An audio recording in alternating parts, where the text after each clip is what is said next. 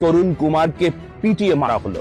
এটা দিল্লির ঘটনা, পাকিস্তান নয়, এটা বাংলাদেশ নয়, আফগানিস্তান নয়, এটা দিল্লির ঘটনা।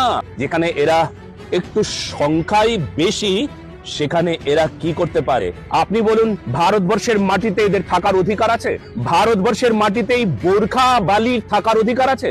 ভারতবর্ষের মাটিতে এই উগ্রবাদী জিহাদি তাদের থাকার অধিকার আছে? আপনারা ভালো করেই জানেন।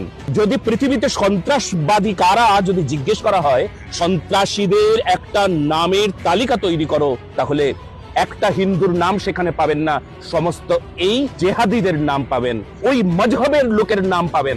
এদের রাখা ভারতবর্ষে কি থাকতে দেওয়া যাবে? ভারতবর্ষে এই যে যারা বোরখা বালি, যারা এইভাবে অত্যাচারী হয়, বোরখার নিচের ইতিহাসটা জানতে পেরে জানা গেল যে বোরখা বালি এক সময় হিন্দু ছিল। তিনি বোরখা নতুন পরেছেন। কেন নতুন পরেছেন জানেন? আপনারা তার ইতিহাস যদি জানেন তবে হতবাক হয়ে যাবেন। এরপর থেকে আপনি কি চাইছেন? ভারতবর্ষের মাটিতে এরা নির্মূল হোক, নতুবা আপনার ঘরের তরুণ কুমার মরবে, আপনার ঘরের তরুণ কুমারকে এরা মারবে, আপনার ঘরের মা বেটির ওপর এরা নির্মমভাবে অত্যাচার করবে।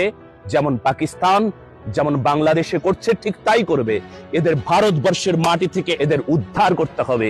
উদ্ধারের সময় হয়ে গিয়েছে।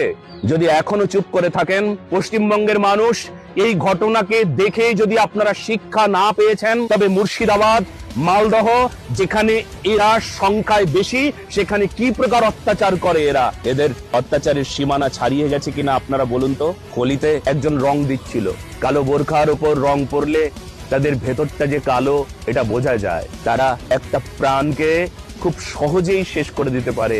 আপনি বলুন, এরপরেও ভাইচারা বলবেন? এরপরেও সেকুলারিজম বলবেন? কোরআন পুরাণ এক? নিশ্চয়ই বলবেন না। ভালো থাকুন, কিন্তু তার আগে ভালো রাখুন।